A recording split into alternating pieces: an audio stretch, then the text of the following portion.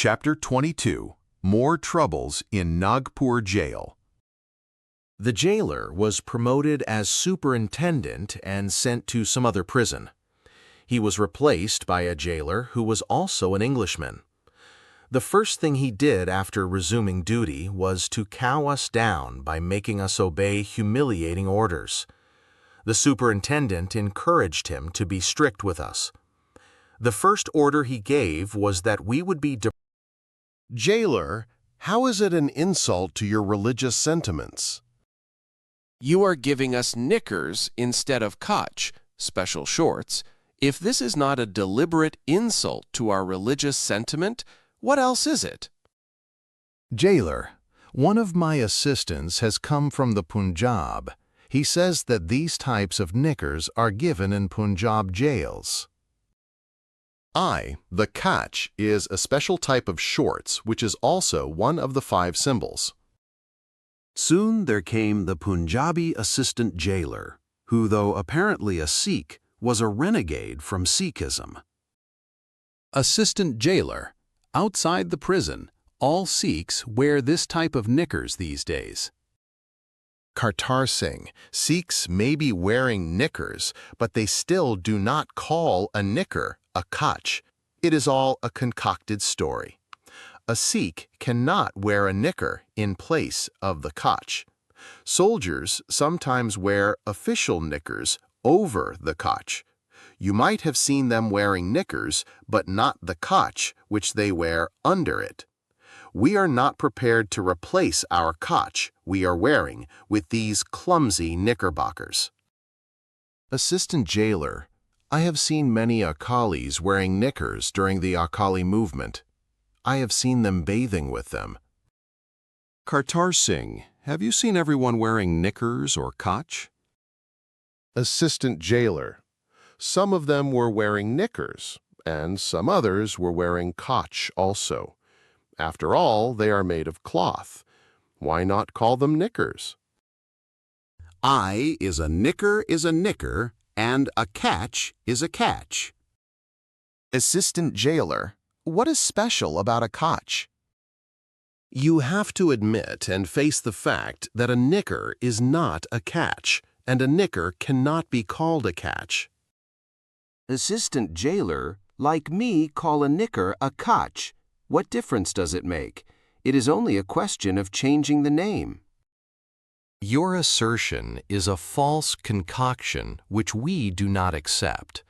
And you are simply showing obstinacy in your assertion. You are not stating facts. Assistant jailer, how is it an obstinate and false assertion? You yourself call it a knicker. You know it that it is a knicker, and yet you want us to assume that it is a kach. If this is not a false, obstinate assertion, what else is it? If you had always considered it a kach and did not think of it as anything but the kach, then it was a different matter. But you never really considered it a kach. You still call it a knicker, but you insist that we should assume it to be a kach. If this is not false and obstinate assertion, what else is it? A person like you may as well call a shirt by the name of a coat, and assume a pajama to be pant, and a hat to be a turban. Merely making false and aggressive assertions will not turn a shirt into a coat, a pajama into a pant, and hat into a turban. Jailer addressing his assistant, he is quite correct. I would certainly not call a hat a turban. What to say of calling a turban a hat? Your arguments, Babuji, have proved wrong in this matter. Assistant jailer, annoyed, but sir, there is practically no difference between a knicker and a kach. If there is no difference, why are they named differently, and why are they formed differently? Your conscience admits the difference, but you are not prepared to abandon the false position. Assistant jailer, I consider both to be one and the same, and that is why I do not differentiate between them. And yet, in your previous statements, you admitted that some Sikhs wore knickers and others kach. You still assume them to be two different things, but insist that one serves the purpose of the other, although you consider them to be one and the same, and yet you deem them to be two different types of dresses. I mean, there is not much difference between the two. Please bring your so-called knicker and compare it with my kach, which I use these days. They brought what they called knickers. Actually, they were what we called tombis, small underwears. They were much smaller than what were generally known as knickers. Europeans wear much larger knickers than those tombis. Punjabi knickers are only fashionable imitation of those European knickers. The half pants are much better than those tombis, which at least cover your body up to the knee. But these tombis were hardly of 9 inches length from the waist downwards. When placed side by side with our kach, they looked very clumsy. Our kach, on the other hand, had a fall from the waist to about 2 inches above the knee. It was baggy and made out of 2.5-yard cloth with a cloth strap to tie it at the waist. Its shape and style was of the standardized kach. When a Sikh wears it, he looks smart as a soldier. The tombi they were offering did not even cover the lower part of the body. It was a very tight underwear without anything to tie it with at the waist. With only tombis as the dress for the lower part of the body, we would have appeared like half-naked clowns. As soon as a man sat after wearing it, he appeared shamelessly naked. After explaining all this, I asked them, well, now tell me whether this is a tambi or a kach. Are they one and the same thing, and would you still use one and the same word for it? The assistant jailer was dumb and silent, but the jailer spoke. Jailer, shall we give you European type of knickers in place of these things? I hope you would have no objection to that. A European knicker would also be a knicker. It will not be a kach. Mr. Jailer, we have no quarrel with you, nor can we compel you to do anything.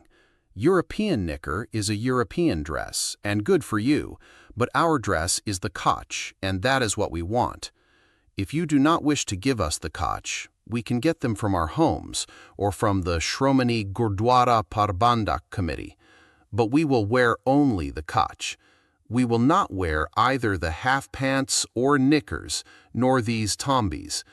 If you do not give us the kach, we will continue to use the ones we are wearing now, and when they are worn out and not replaced, we will go on hunger strike. We do not do much work, so if there is a work strike, you will not worry about it. In all the prisons, we have been given the proper kach. Even in this jail, a British officer has been giving us the kach for the last 5 years.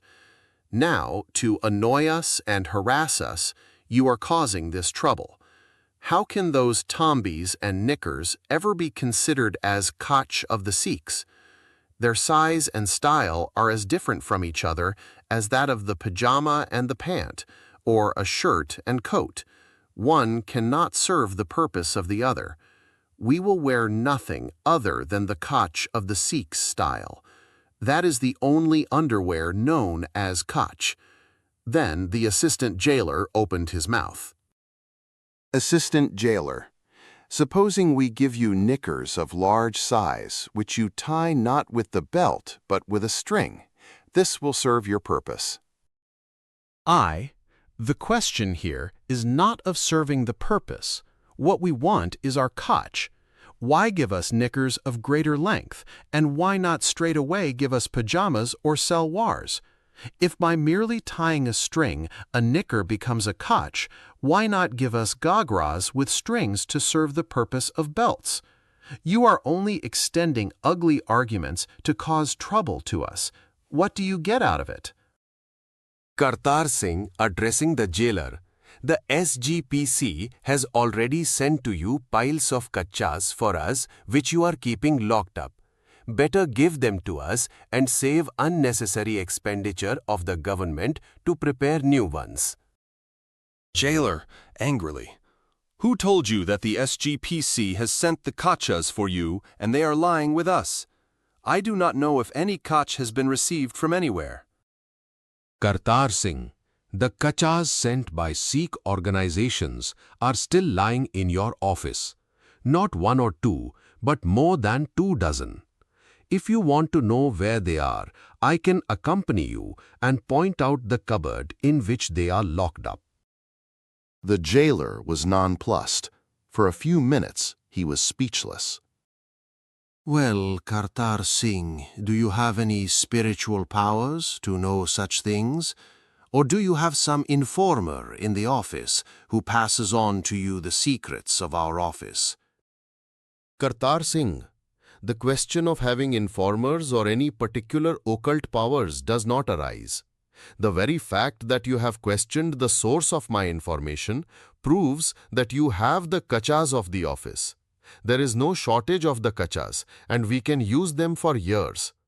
If what I say is wrong, and if you consider it an insult to have your cupboard searched, then permit us to inquire from SGPC whether they have sent any kachas for us or not. If they have sent, then how many were sent? We will know the truth. Jailer, the superintendent has given strict orders not to give you anything sent by private organizations. Even if we have received any kachas, we cannot issue them to you. You will get them at the cost of the government. All right, then. Give us at the cost of the government.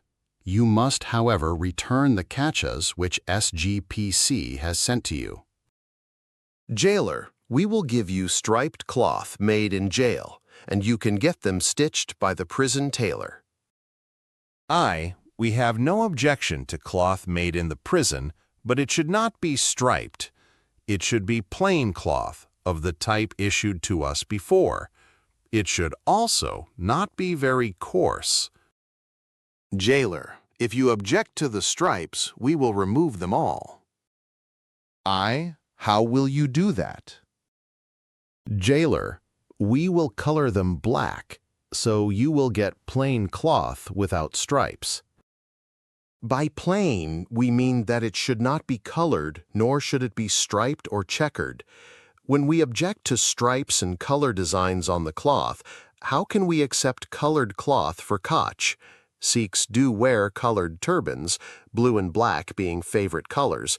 They, however, object to colored kach, underwears.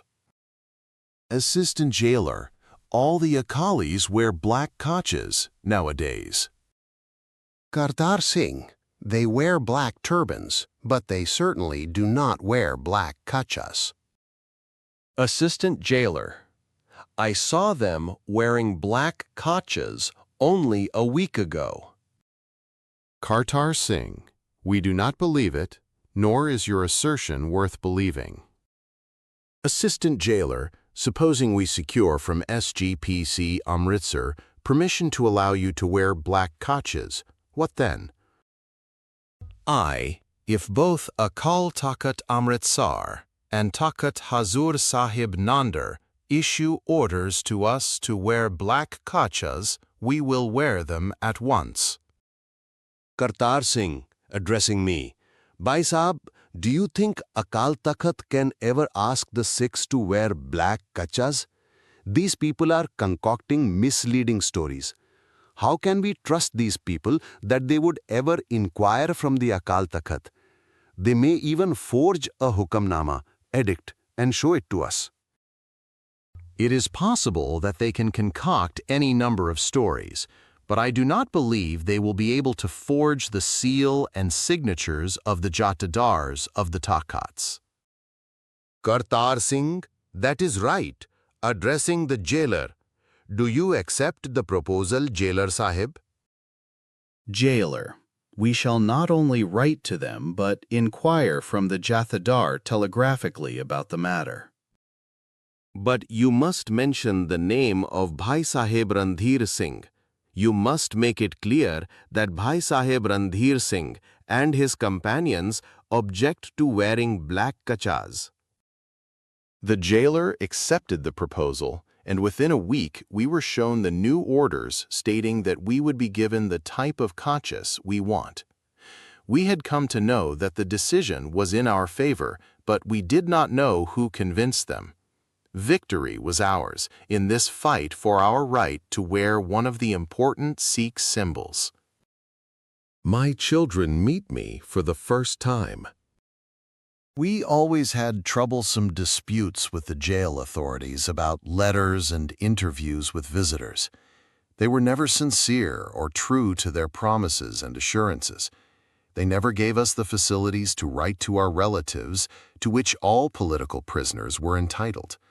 We were given letters written to us by our relatives after censoring them and after keeping them in their office for 3 months, what to speak of permitting meeting with the members of our family. During 7 or 8 years of imprisonment in Nagpur prison, I was allowed to meet my wife and children only once. Bhai Kartar Singh was not permitted to meet his relatives on any one. I was also allowed to see them once with every possible obstruction and annoyance at the time of meeting. I was given solemn promises that I would be given sufficient time to meet my wife and children, but at the time of the meeting, the mischievous superintendent and the jailer suddenly changed their attitude. My little children, who had never seen me for years and did not recognize me as they were too young when I was imprisoned, traveled hundreds of miles with their sorrowful mother with the hope that they would be able to meet their dear father for a few hours and feel the warmth of his embrace and love. They had been given assurance that they would be given free time to meet and talk to me. It was a sad thing that their desire to meet me freely could not be fulfilled. The superintendent had assured me also that just as I was given about 4 hours to meet my wife in the Hazaribagh prison, I would be given ample time to talk to them. I had made it very clear to him that my wife's application to meet me should be accepted only if she was given ample time to talk to me. Otherwise, it was not necessary. I had not met my children for so many years, and this being the first meeting, it was essential that it should be purposeful. The superintendent gave his word of honor that he would allow us to meet freely. But he went back on his word and broke his solemn promise. After long years of painful separation came the day when I was to see my little ones and my wife. Bhai Sundar Singh of village Guman, district Ludhiana, escorted my dear wife and children, whom long separation had made a tragic picture of sorrow and suffering, extending from the banks of the Sutlej, Ludhiana, to Nagpur, which for me had been the city of Nagas, snakes. But as soon as they came to the Nagpur prison, the Yama of the prison, the superintendent, stood in their way like a hooded cobra. In Nagpur, there was a locality known as Punjabi Lines. The residents of this locality were mostly Punjabis. There was a Gurdwara in the Punjabi Lines. Tourists and travelers generally stayed in the Punjabi Lines. It was in the Punjabi Lines that my wife and children had to stay after reaching Nagpur. But the mischievous superintendent spread out thorns on their way all around the city to make their movement difficult. CID men and prison sentry were posted all the way from Punjabi Lines to the Nagpur jail. There were police pickets to watch their movements everywhere. A special police picket was posted near the house of Bhai Mansha Singh of Punjabi Lines. Bhai Mansha Singh helped and looked after the needs of every visitor from Punjab. He entertained most of them in his own house with unusual zeal and hospitality. The whole family was disciplined in the noble ideal of selfless service, Nishkam Seva. This Gurmukh, divine family, was overjoyed to learn that the wife and children of the patriot who had suffered so much for 12 long years in prison had come from far-off Punjab. He already had a deep love for me. Even before my family reached Nagpur, he made up his mind to lodge my wife and children in his own house. He didn't care a fig for police pickets. He did not fear the jail authorities. Determined to render the utmost help to the innocent and helpless visitors from the Punjab, he went to receive them on the station. When my wife came to know that a police picket had been posted at the residence of Bhai Mancha Singh and the authorities were prepared to annoy and harass everyone who helped them, they decided to stop in the house of a young overseer from Narangwal, my home village, named Sardar Mohinder Singh. This overseer, being a government servant, was not at all suspected. He received my family with great joy and hospitable warmth. Knowing the harassment caused to Bhai Mancha Singh for helping me, the brave and heroic soul Sardar Mohinder Singh took all risks and not only entertained them with great respect and devotion, but even took the risk of accompanying them to the prison for interview. During those days, it was unusually heroic act for a government servant to dare to meet a freedom fighter like me, who was listed as the most dangerous revolutionary, arrested under Section 121. When he interviewed with me, 2 Punjabi CID inspectors, one Hindu and the other a Muslim, sat opposite him, flanking me on both sides. Immediately after the meeting, a strong police picket was posted outside Sardar Mohinder Singh's house. They even threatened to search his house. But Sardar Mohinder Singh fearlessly looked after. The police harassed and annoyed those who had come to meet and even those who entertained them, but no one was in the least worried about police threats and continued to look after my wife and children with unswerving devotion. Those who saw the meeting organized between me and my family were sorely grieved and shocked. While making arrangements, they appeared to give great importance to it. A huge table was placed in the reception room and chairs placed on both the sides. The jailer sat at the head of the table in a huge chair. Those who came to meet were seated on the right side. Opposite them, a chair was placed for me. Around me sat CID officers and members of the jail staff. At first, my wife and children, who were accompanied by Bhai Sundar Singh and Sardar Mohinder Singh, were seated on the table. As soon as I entered the room, the CID officers occupied their chairs. A chair in between them was reserved for me. As soon as I entered the room, they stood up. I moved up to embrace my son, Balbir Singh, who was about 14 years old, and my 10-years-old daughter, Daler Kaur. Balbir Singh was hardly 4, and Daler Kaur only 1 year old when Bhai Sahib Randir Singh was imprisoned. They were actually seeing their father for the first time in life. But the cruel jailer placed his arms and legs across the passage through which I intended to move on the other side of the table to bless my dear ones. I was shocked and asked, "Would you not allow me even to embrace my children, or even to bless them? What is the meaning of all this? I have seen them after 11 or 12 years. They were little suckling babes when I was imprisoned.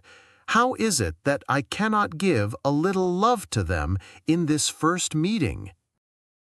Jailer, sternly, you cannot bestow any love on them, nor can you embrace them. You can only see and touch them from a distance. Do not go near them. I cannot help it. Such are the orders. Do not be angry with me. Whose orders are these? Jailer, these are the orders of the superintendent. Go to his room, and if you secure his order to allow you to meet freely, I will have no objection whatsoever. I hurriedly went straight to the superintendent. 2 sepoys accompanied me. Without even knocking at the door, I lifted the curtain and hastily entered the room where the prison Vama was sitting. Seeing me enter his room in hot haste without his permission, his face became pale. "What does all this mean?" I asked. "Can I not even embrace my little ones and so much as even touch them, or at least bless them? Is it you who have issued such a heartless and cruel order? Have you arranged a meeting, or do you want the matter to take a tragic turn?" I am not prepared to be satisfied with such a meeting which you have arranged. You must order the jailer to stop all this. Superintendent, I have given him all the necessary orders. I have authorized him to give whatever concessions he wants on his own. I am not prepared to issue new orders to him now. This means that you are responsible for such cruel and callous attitude. It is you who have given such strict orders. Superintendent, I have already told you that I have given him full powers to arrange a meeting between you and your kith and kin. I am not prepared to interfere in his arrangement. I am not prepared to discuss the matter anymore. Go and have your meeting with your people and do not waste time. I came back and addressed the jailer. The superintendent has given you full powers, and he does not wish to interfere in your arrangement. So now tell me, will you allow me to meet my wife and children as you promised or not? All right, first talk to them, and then you can give your love to your children. Sit down quietly on the chair and talk to them. CID officers, both of them with one voice. Sardar Sahib, now you can sit down and talk to your people. The jailer has promised you, and you can now give your love and blessings to your children later on. I, addressing the CID inspectors, you can never trust these jail authorities. They have dishonored many such promises. Inspectors, we will now support you. We are responsible for it. You better talk to your people and do not waste your precious time. At the request of the CID inspectors, I sat down to talk to my wife and my friends who accompanied her. They also sat down. So far, they had kept standing. I had hardly inquired about their welfare when, after about 15 minutes, the jailer took out his watch and said that half an hour was over. He had included even the 15 minutes wasted in my attempt to remind them of their solemn promises. You have given us hardly 15 minutes. You have included even the 15 minutes wasted in dispute over the manner in which the meeting was arranged. Jailer, I am not to be blamed for it. You wasted the time. We have been sitting in this room for half an hour. Ordinary prisoners are given only 5 minutes. You promised that you would give me a good deal of time, just as I was given in Hazaribagh prison. Jailer, about the promise, ask the superintendent. I was ordered to give you only half an hour. You were also there when you assured me that free time will be given to meet my people. Both of you gave a solemn promise, and now you are going back on it. Jailer, I am duty-bound to obey the superintendent. I have to abide by his orders. You can go to him and ask for more time. Superintendent, what is the matter now? Why are you so angry? Why should I not be wrathful? It is your heartless and cruel attitude that has inflamed me. Superintendent, but what is the matter? He has given me only 15 minutes. The jailer says that you have ordered him to allow only this much time. Superintendent, well, Randir Singh, I have given full powers. If he wants, he can give you more time. You promised to arrange this meeting and give ample time for it. Superintendent, well, Randir Singh, my position is very awkward. If something happens, I will be finished. I am, after all, an Indian. What matters if I am posted as superintendent? Surely you do not want me to lose my job.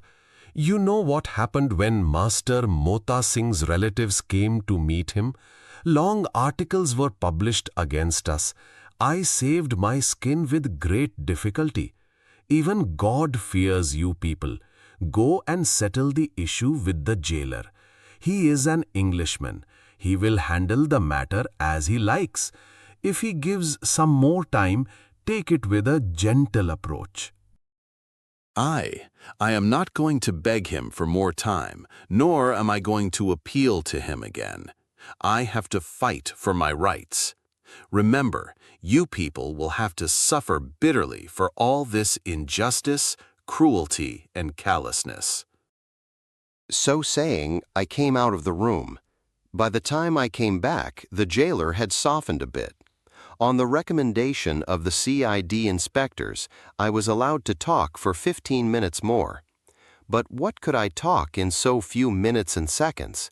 How could a heart filled with the years of separation from my dear ones express itself within 15 minutes? We were not allowed to discuss national matters and Ponthic problems. We could not even talk about important family matters. We were frequently cross-questioned about the people we talked about, and those we could not talk freely even about our kith and kin. As soon as 15 minutes were over, we were asked to part immediately. We were so overwhelmed by the pangs of sudden meeting and cruel separation again that we even forgot to greet each other. All that we could do was to look into each other's sorrowful eyes with poignant sorrow of this short meeting cruelly broken up. I was not allowed to embrace my son and daughter. All I could do was to stretch my hand across the table and bless them. The one desire of my children to embrace their father remained unfulfilled. I could not shake hands with my friends, Bhai Sundar Singh and Sardar Mohinder Singh. Overwhelmed with the pathetic situation and wounded deeply by poignant pain of the short meetings, I was brought back to my dark cell. This Vairagya deepened my concentration on the divine name, and I meditated on his presence with renewed inspiration. The intoxicating love that had been made more painful by the piercing wounds of separation of the dear ones intensified the spiritual practice of his divine presence. Wave after wave of divine inspiration helped my mind to soar far above the mundane world into the higher sphere of cosmic consciousness. The mind that was hankering for love and union now soared into the bliss of infinite love in its solitary search for his ennobling presence. I sat in the blissful poise of this Sahyaja Samadhi till it was time for evening prayers. I recited the Rehras, evening prayer, when I came down to normal consciousness, and then performed the Ardas in a lovelorn joy which one rarely enjoys. Once more I began to think of my little ones. I could see their innocent eyes piercing deep into my soul. With my inner vision of spiritual insight, I saw them sad and brooding gloomily over their unfulfilled desires. They were reflecting over the mental agony of the cruel separation. As their spiritual insight was still unawakened, they felt very sad and lonely. I procured a pen and paper and started writing a letter to my wife and children. In that love-torn condition, I wrote many pages, hardly knowing how it would be possible to send the letter to them. Having written the letter, I was reflecting as to how could the letter be sent to them, when suddenly God helped me and sent an angelic person to do the difficult task in a unique way. Those were very difficult times. Great precautions and stringent steps were taken to create difficulties and obstructions for everyone who even thought of us. It was quite dark when I suddenly saw a man standing close to the bars of my cell. He was wearing gray-colored clothes to avoid being easily spotted out. I recognized him to be Dr. Mansukh, our medical officer. Dr. Mansukh, the medical officer of the prison, hailed from Amritsar. I was wonderstruck to see such a responsible officer coming to me at this time of the night and taking such serious risk. I could not believe that the purpose of his visit was anything other than expressing his deep-felt sympathy for me. Surprised greatly, I spoke to him. What brings you here, my dear and noble friend and well-wisher, at this time of the night? Great and glorious indeed is your brave heart and powers of endurance. Only with such a big and courageous heart and soul you have faced terrible ordeals in the prison for your country, otherwise who else could? Your meeting with your wife and children today had a pathetic effect on all eyewitnesses. For hours I could not control my tears. Even now, when I think of that pathetic moment, I cannot control my tears. I am also a father. I have lovely little children who cannot bear separation from me even for a day. Whenever I go home after doing my office duties, they cling to me and do not leave me as long as I do not give them my love. How brave are your little children who have not seen you or met you for 11 long years, and now, when they had an opportunity to meet you, they could not embrace you, feel the warmth of your arms, and cling of their father's breast. Even after 12 years, they did not have the satisfaction of talking to you, telling you of their plight in their sweet, innocent language, feeling the cooling joy of their father's love. Great indeed is the heart and soul of these children. My heart breaks, and my soul leaps out in agony at the very thought of their sorrow. O brave patriot and saint soldier of the heroic community, believe me that this superintendent and jailer are the most inhuman butchers who take brutal delight in the slow torture of human beings.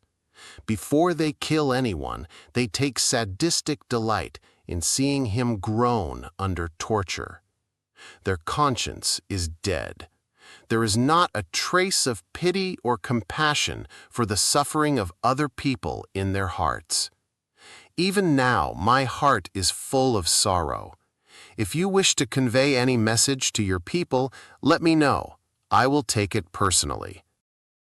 I am extremely grateful to you for your sympathy. God has sent you here at a very opportune moment, but I hesitate to put a noble sympathizer like you to trouble or take any risk for my sake.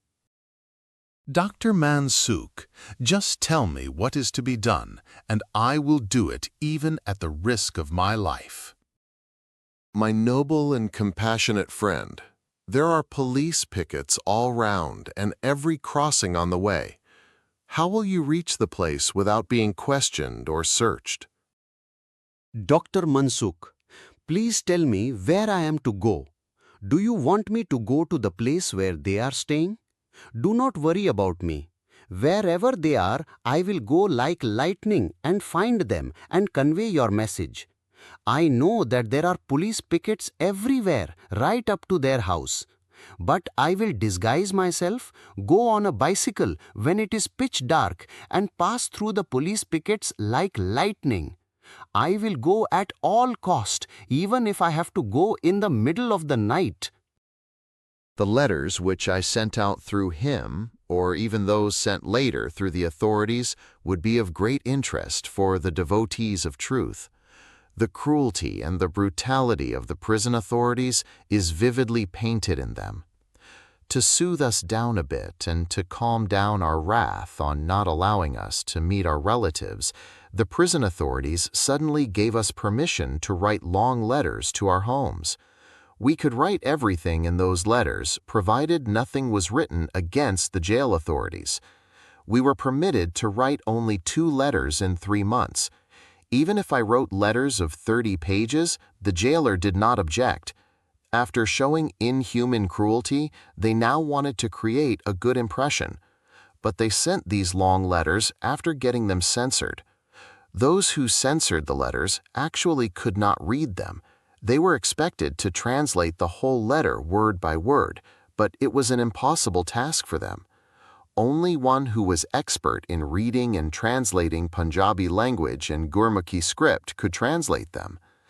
After finding the task impossible, they sent brief and superficial summaries of the letters to the authorities without actually reading them. The result was that we were able to write anything we liked, even against the prison authorities. One difficulty was that the letters were detained for a long time by the censure department.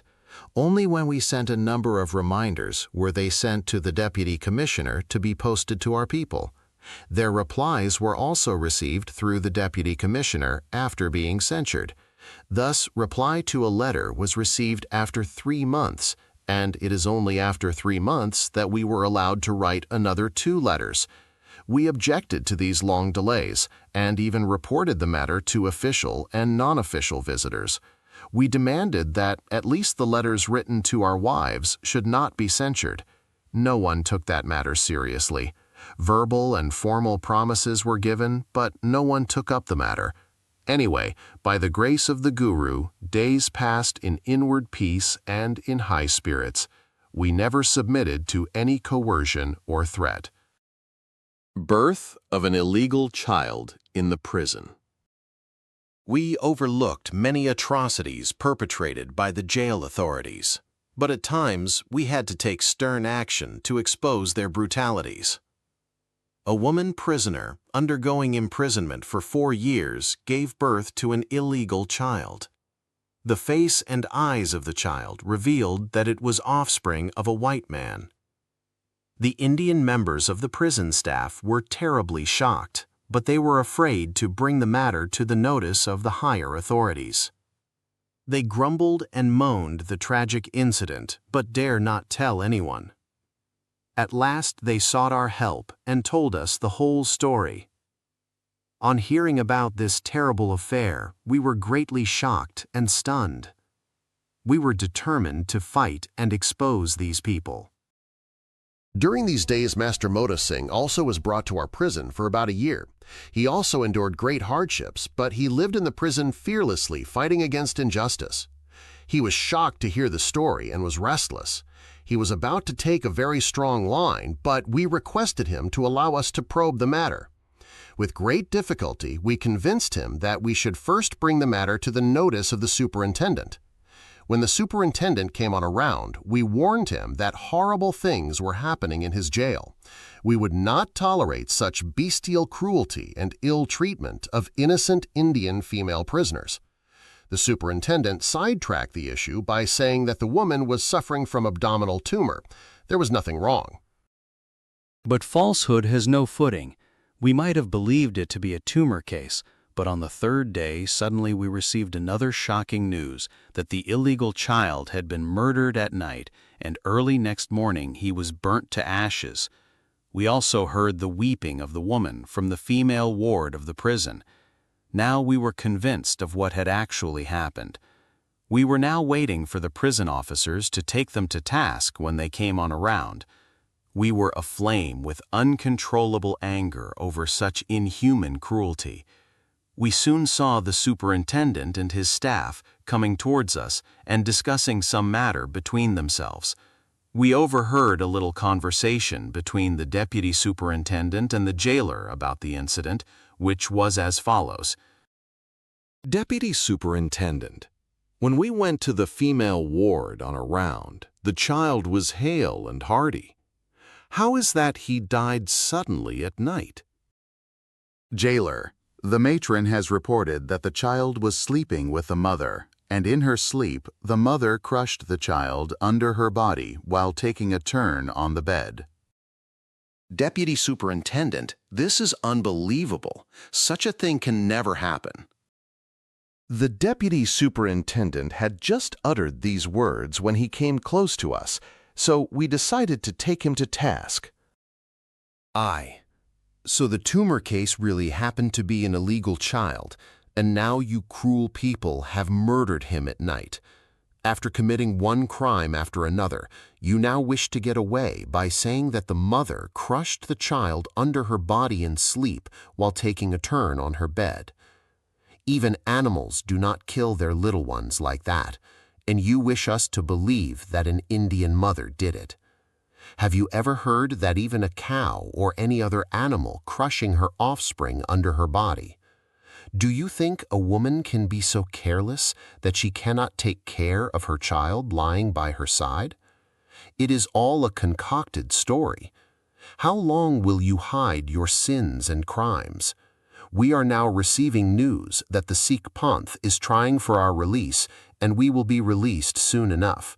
We will not let this story be hushed up and become stale. We will charge you all with the most gruesome murder. The punishment you are bound to receive in the other world, where the justice of God will certainly fall on your crimes, is a thing apart. Superintendent, interrupting, only fools believe in the justice of God and punishment in the other world. You will be in our grip for the rest of your life. Give up the vain hope that your Panth will get you your release. The British government is very powerful. It will keep you in prison for all your natural life, referring to me. Give up all hopes of being released. You are receiving false reports and hopes of your early release. If you behave properly with us, your life in the prison will be easier, but if you spoil your relations with us, you will face untold hardships and troubles.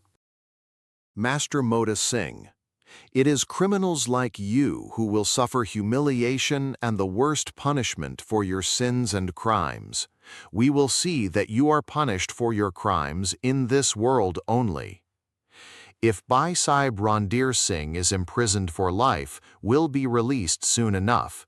It is quite possible that he may be released much earlier than me, but it is quite certain that I shall be released soon. If we are helpless about the matter here in prison, we will take you people to task as soon as we go out of the jail. We will charge you with murder in the court. Can you ever escape the punishment of such a gruesome murder? On hearing the thundering threat of Master Mota Singh, the superintendent and jailer slinked away. They did not stop for a moment. While going away, the lame superintendent said, "Mota Singh, I will see that neither you nor your companions are released." Dragging his limping leg, he went away with his staff. After a few days, they instituted a case against Master Mota Singh for secretly sending communications outside, and his imprisonment was increased by 6 months. But while appearing in the court for that case, he exposed the crime of the prison officials and put on records of the court the whole story of the birth of an illegal child and his murder soon after that. However, we learned later on that no one took any serious action against them. We learned from the jailer that he was downgraded for another 3 years in connection with this case. Master Mota Singh was deported to Burma. After some time, when Dr. Nilkantha Jatar, the superintendent, was transferred, and in September or October 1928, when Mr. H.L. Khan was appointed the superintendent, I was also accused of sending a letter to my relatives outside, and my life imprisonment was increased by 6 months. This did not mean or matter anything to us who were imprisoned for life. The evilmongers did their worst, and for us it did not make any difference. By the will of God, my release had been delayed, but those who took indecent delight in crime and inhuman treatment of the prisoners were bound to suffer the worst punishment in the court of the just God. Justice is meted out to everyone. Sinners are singled out for punishment. They find no asylum or escape. Humiliated, they are cast into hell. Guru Nanak, Asa Diwar. I cannot fulfill this request. Chamars. The Oxford Dictionary rightly described the Chamars as members of the very low caste of India, leather workers, tanners, or shoemakers. The Chamars, however, never do the work of sweepers.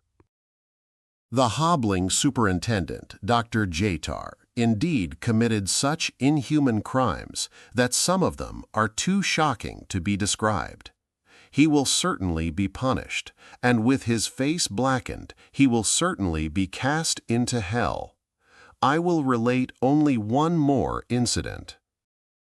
There were some prisoners of low-caste tribes known as the Bills and Gond. They were mostly cobblers, but to do the work of sweepers, cleaners of latrines was not their profession. They were forced to carry bucketful of feces and excretion. They considered it the worst humiliation to do such dirty work.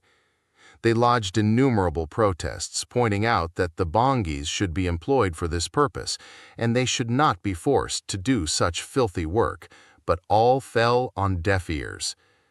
One day, Bhai Kartar Singh and I were locked in a barrack, through the large windows of which we could see the prison office.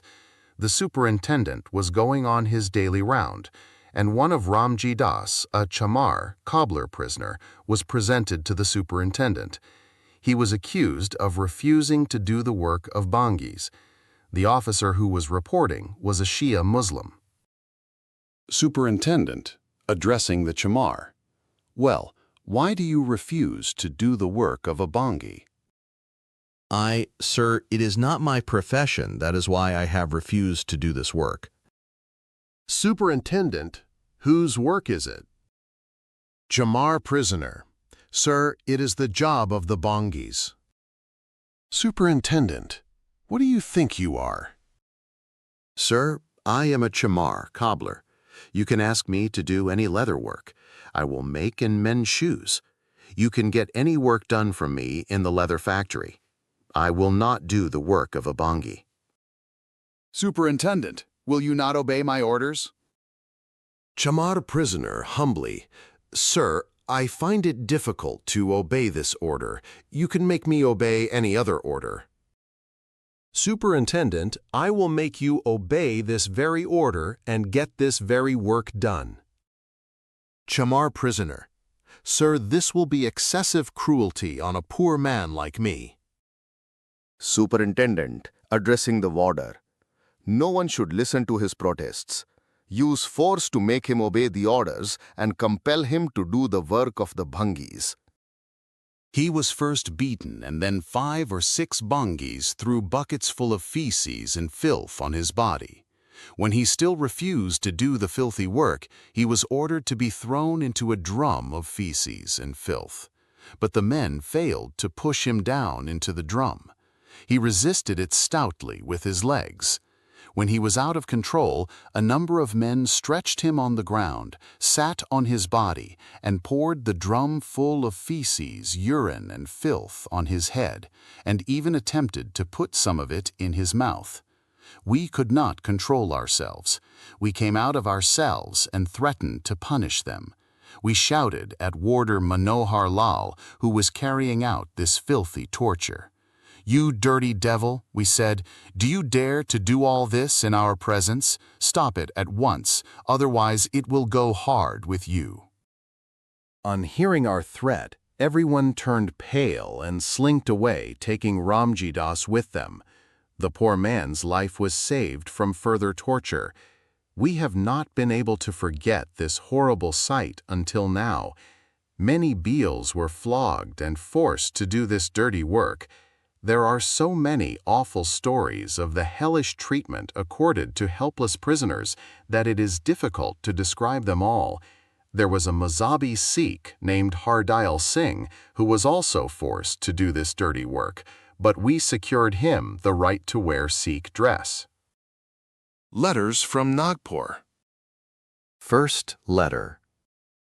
A million grateful thanks to the blessed organization, the Shiromani Gurdwara Parbandhak Committee, and the Sikh Panth, by whose infinite kindness I have been given renewed inspiration.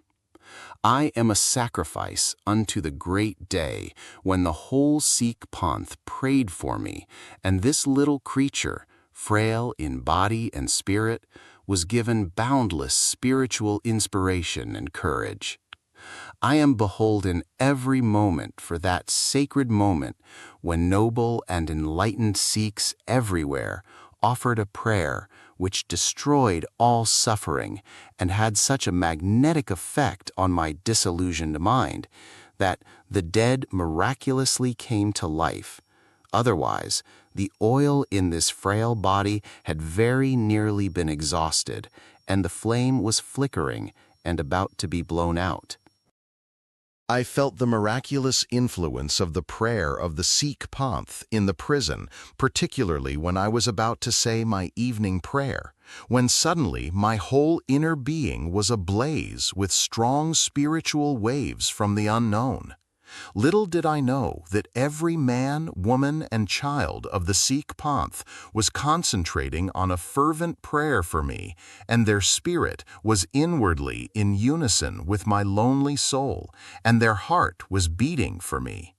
Like an electric current, this blessing from the unknown stimulated my soul. Whenever such thing happens, I generally note the day and time. So I particularly noted the evening of February 1st, 1923, when it was time to recite the rehearse. But I came to know of the actual happening from your affectionate letter and a poster, through which the day was announced, sent along with your letter. I was wonderstruck and felt exalted when the date and time sent by you coincided exactly with that which was noted by me. So exalted and illumined I felt that the sublime joy is unforgettable. It has indeed brought the dead to life.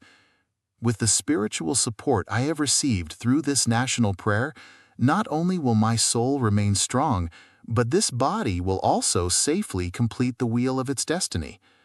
So now all my friends, brother seekers of truth, members of my family and relatives, the leaders and enlightened seers of the Sikh Panth should completely cease to worry about me. Because of the prayer offered by the Sikh Panth for me, not a hair of my body will suffer injury. When the Sikh Panth has taken me under its protective grace through this prayer, all my sorrow and suffering, physical and mental, have departed. I, a humble creature, really did not deserve the honor and affection bestowed on me by the Sikh Panth.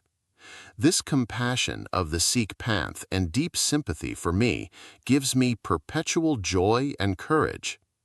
I am convinced that by the grace of the Guru and the Sangat, all my search will find fulfillment. Dear brother, I agree with your noble words written in your letter that it is all the will of God. Of this I am quite convinced. I have been hearing this voice within me, but your letter has confirmed the truth. Who are these people who have found illicit suffering on their own and harm me? I did not take this inner voice very seriously before. Now I feel it within my heart and soul and am convinced of the truth. Cry, Lord, Lord, and remain not unconscious of Him. This is a precious message to me indeed, with which you have blessed me. I cannot boast that I can ever achieve this state of concentration, but by the grace of the Guru and the Sangat, it is not difficult to achieve. May the Guru give every pore of my body 100 tongues, and each tongue repeat the name of God 1,000,000 times, till I am completely lost in the one name of the Lord, and thus my concentration on His presence may go far beyond not being unconscious of Him, but into unbroken samadhi of His vision. It is for that supreme state that I seek blessings. May I go far beyond the state of a Chatri's thirst and cry for a drop of rainwater to the satiation in torrents of rain of divine grace. Chatri, also known in Indian languages as papiha or bapiha, is the common hawk cuckoo. Inscrutable and agonizing is the will of God. Who knows His will indeed? Those on whom He showers His mercy are able to abide by His will. Who knows what pleaseth the God? What am I? Only an insignificant creature. The Guru and Sangat alone can save me. It is the saving grace and affection of the Guru. What else could impel the Sangat to pray for me? It is I who have been deprived of the Sangat. I am thirsting for the presence of the Guru Deva, Guru Granth Sahib, like a papiha.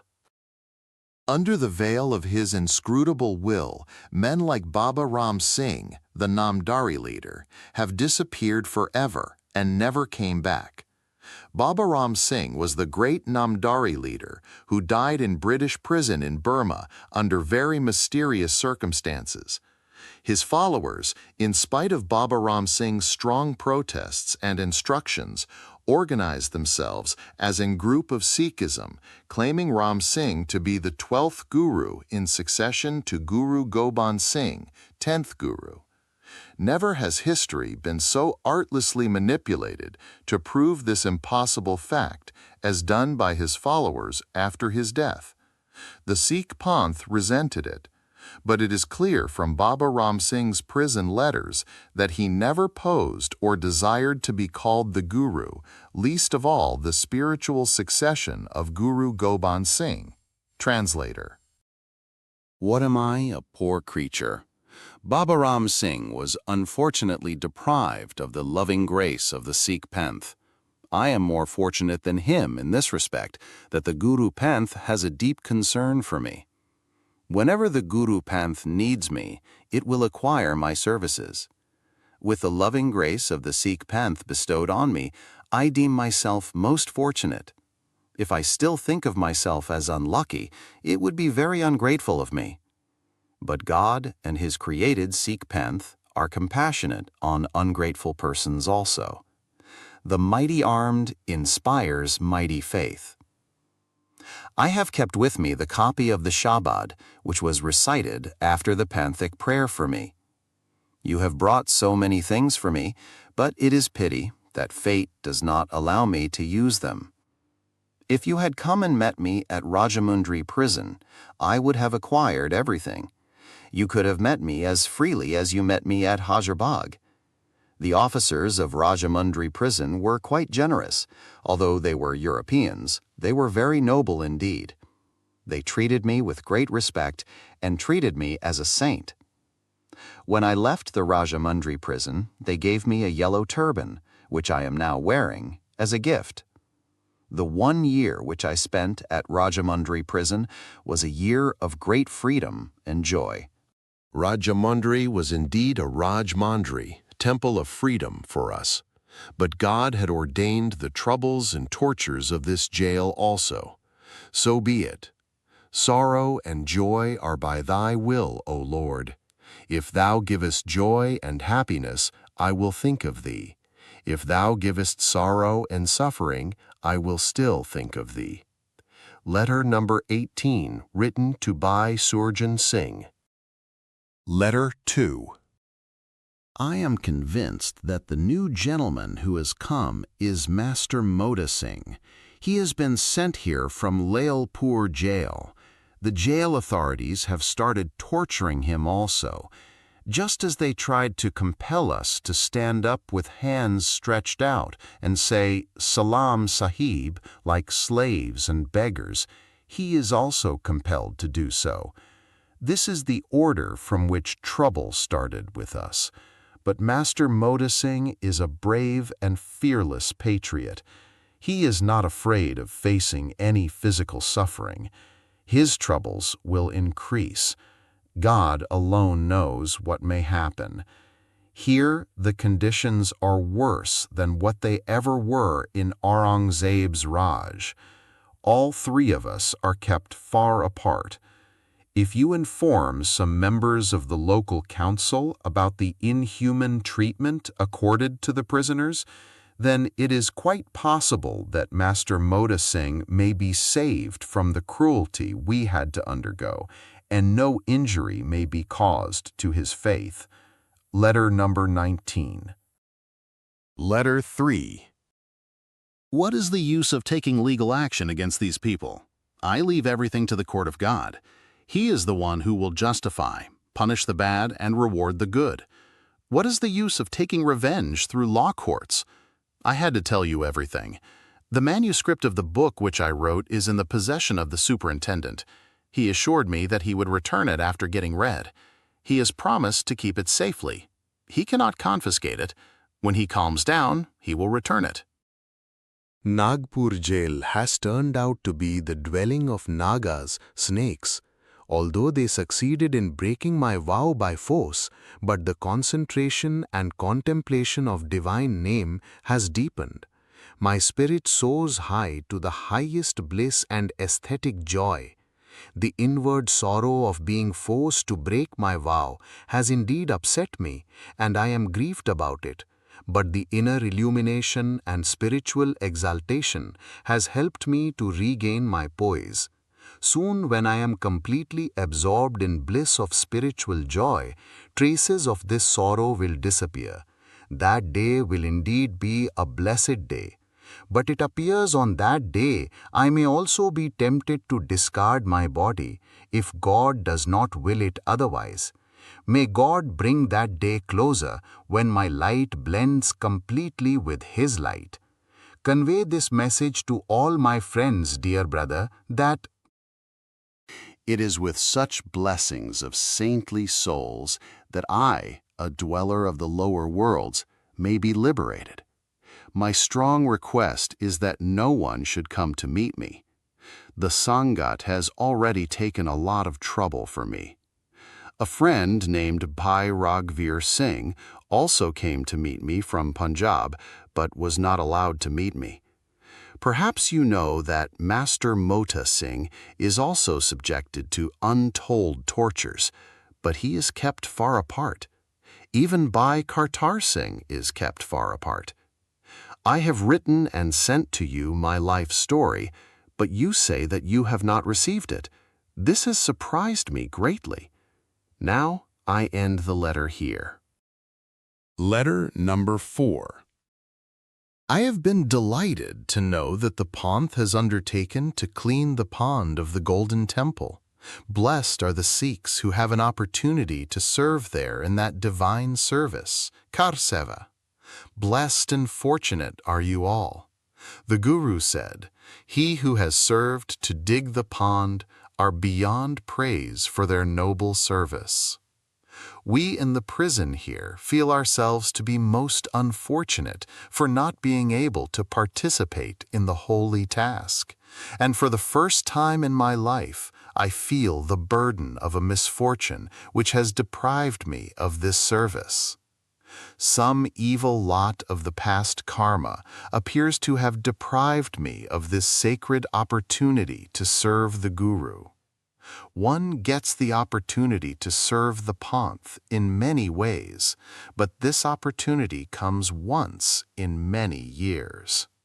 And when the opportunity had now come after many years, I am brooding gloomily over my misfortune in jail. While I congratulate my blessed brothers who have got an opportunity to serve the Golden Temple, I am in deep agony over the thought that I am unable to do the slightest service in this divine service. Reflecting on the wheel of my karma, I find solace only in the inner peace of His will. Even if I had been given a little opportunity to do this service, I might have spent my days in peace. But here I am quite helpless. It appears that the Lord of my destiny has willfully thrown me into the oven of suffering. Until now, even sorrow and suffering were sweet, and I endured all the agony of separation without complaining. But today I feel actually the pang and the consequences of this separation. It is indeed a miserable life led in the burning oven of separation. Blessed are you all, and fortunate too. Take the utmost benefit of this opportunity. Ah, why should I disturb your peace of mind with my sorrow and agony at this moment? But I could not help giving expression to it. My congratulations to you all for the opportunity you have got. I am extremely glad that the government has handed over the keys of the Golden Temple, Durbar Sahib, to the leaders of the Sikh Panth. Letter number 5. I have just heard unconfirmed news that, in imitation of other patriots, many Sikhs also shout slogans like Gandhi ki jai, Lajpat Rai ki jai, etc. If this is correct, then it is a very shameful thing to do. We Sikhs never glorify any human being, and we seek the support and invoke the help in all our work of God only. If we glorify man and invoke his strength, we will never succeed. God and God alone can help us. Our gurus placed us under the protective grace God and left it to the Almighty to mother the Khalsa. We praise and remember God only and are not supported to glorify any man. Our slogan is Sat Sri Akal, true and glorious is the immortal Lord. The perfect and all-powerful Sikh gurus never asked the Sikhs to glorify their name or shout slogans in their name. They never named the Sikh Panth after their name. They called it the Panth of the Almighty. If the disciples of such a Panth, whose spiritual roots are in the supreme and immortal being, stoop so low as to glorify ordinary human beings and shout slogans in the name of petty politicians, then these Sikhs are bringing disgrace and bad name to the high ideals of Guru Gobind Singh. It is against the teachings of the Savior of the Panth. Let everyone reflect. Did Guru Gobind Singh ever ask his disciples to shout slogans Guru Gobind Singh Ki Jai? Throughout Sikh history, Sikh armies, jathas, congregations never shouted such slogans as Guru Gobind Singh Ki Jai. The strict command of the Guru was to glorify only God. He taught again and again, clearly and firmly, that in every work we do, and for seeking inspiration for every cause, we should seek the support of God alone. And it is this high and noble ideal which makes our faith pure and unique and worthy of being called Khalsa. Guru Gobind Singh was all-powerful and perfect being, yet he never asked his Sikhs to glorify his name and shout slogans in his name. He did not even name the Panth after his own name. He gave us the greeting Vahe Guru Ji Ka Khalsa and Vahe Guru Ji Ki Fateh. The Khalsa seeks the protection of Almighty God, victory unto Almighty God. This was the lesson that he taught us, that we belong to God, and we should glorify and shout the victory of God alone. Whatever is done by us should always be done by seeking the grace of God. We are not to follow other people and glorify petty human beings. We are to participate with other communities for the common fight for freedom and dharma, but we have to do it on the moral and high spiritual ideals and principles set down for us. In our history, the great heroes of the Sikh Panth have already set many noble examples for us, and we have to abide by those. Our aim is not to seek political power, but eliminate slavery and despotism. Swarajya for us does not mean capturing power and enjoying the luxury of high living, but to establish the rule of dharma, righteousness in all its aspects. We must remain free from the lust for power. This is the great lesson our Savior Guru Gobind Singh taught us. Even if we have our own rule, we are never going to submit to the rule based on injustice and discrimination.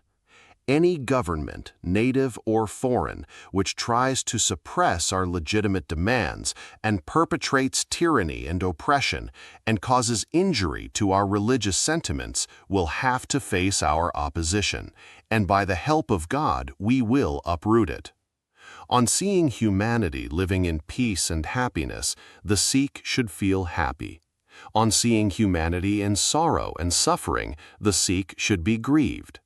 But whatever service we do to humanity or our country, it should be done under sublime inspiration and noble principles of Gurmat, Sikh philosophy.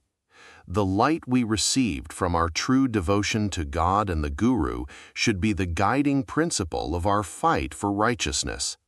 A service of humanity done under this sublime inspiration of the Guru would be the true service of the humanity. The love for God can thereby be the sole guiding motive for service and love for humanity. Remember the great ideal of the Guru. I seek not kingdom, I seek not salvation, I seek the love of his lotus feet. Letter number 6. Physically, I am better than before. At times, I suffer from piles, but it is automatically cured. Therefore, is nothing much to worry about. You have been kind enough to perform a Akand Path for me. This has given me great spiritual delight. The motive with which it is being performed is bound to bear fruit. You have informed me that all my land has been confiscated by the British government. It is no news for me. For me, it has been confiscated since a long time. Ah, what do I care for such confiscation of land? When these false rulers carry our threats and take pride in false confiscation of my land, I care not a fig for it. It has not worried me in the least, but on the other hand, I feel exalted spiritually for gladly sacrificing all for the sake of freedom and my country. Letter number 7. All three of us are staying in the same barrack. According to the will of God, our days are passing well. Strange are the ways of God. Every day we hear some strange news of the ordeals the Sikh Panth is facing. The days of separation from the Sangat are also getting prolonged. I have been deprived of the great opportunity to do Kar Seva, divine service, of the holy pond of the Golden Temple. Now there is no special anxiety. So if I now meet you all once for a while, then the one longing that troubles me may be realized.